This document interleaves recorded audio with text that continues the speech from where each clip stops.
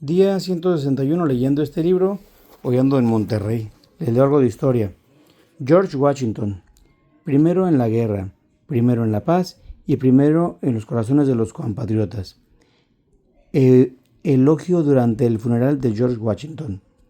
George Washington, 1732-1799, fue el líder militar de la Revolución Norteamericana y el primer presidente de Estados Unidos. Antes de que se iniciara la Revolución, en 1775, fue el próspero propietario de una plantación en Virginia. Había luchado junto a los británicos en las guerras contra los franceses y contra varias tribus indias, pero se revolvió contra el gobierno de la corona en las décadas de 1760 y 1770. Para cuando se inició la revolución, Washington ya era un patriota convencido. El Congreso Continental lo eligió por unanimidad para que liderara el ejército rebelde y él aceptó el cargo en Cambridge, Massachusetts, el 3 de julio de 1775. Sobre el papel, la tarea que le habían encomendado parecía meridianamente imposible. En 1775, la Gran Bretaña era el país más poderoso del mundo. Sus tropas bien entrenadas y los mercenarios que contrataban se encontraban entre los mejores de Europa. Ante semejante enemigo, lo único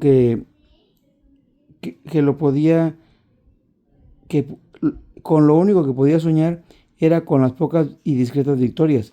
Sin embargo, Washington estaba convencido de que podía desgastar a los británicos evitando la derrota. No importaba el número de tropas que los británicos enviaran para luchar contra los colonias rebeldes, éstas le plantaban cara. El empeño que demostró Washington convenció a Francia, España y a los Países Bajos en aliarse con él. Finalmente los británicos se rindieron. Esa revolución destacó por su relativamente bajo número de muertos. Durante la guerra, el ejército patriota perdió 6.824 hombres, una mínima fracción del número de las bajas de Estados Unidos. Sufría por conflictos posteriores. Su inteligente liderazgo le otorgó una popularidad instantánea en el país recién independizado. Pero en lugar de acaparar poder, Washington se retiró en Monte Vernon, su plantación de Virginia. Aceptó presentarse a las elecciones presidenciales de 1789 y fue elegido sin oposición. Como presidente, su mejor legado fue aquello que no hizo. Al frente de ese cargo, sentó conscientemente precedentes para los futuros presidentes.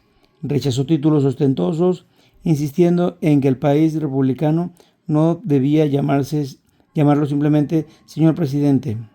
No quiso presentarse para un tercer mandato en 1796, estableciendo así una regla no escrita que ha sido respetada por todos los presidentes hasta que en 1940 Franklin D. Roosevelt fue reelegido por el tercer mandato, cuando Washington falleció en el año 1799.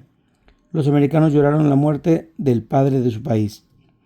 Otros datos de interés: 12 presidentes de Estados Unidos han ostentado el rango de general. El comandante en jefe durante la Segunda Guerra Mundial, Dwight Eisenhower, fue el último en hacerlo, 1953-1961.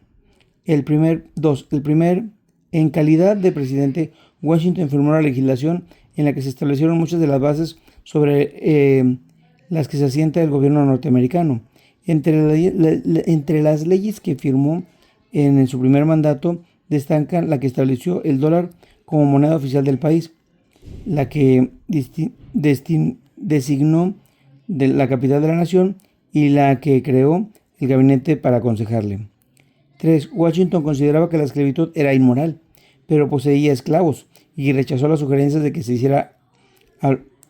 se le hicieran a lo largo de su vida, por lo que los liberó como ejemplo para el resto. finalmente lo hizo en su testamento.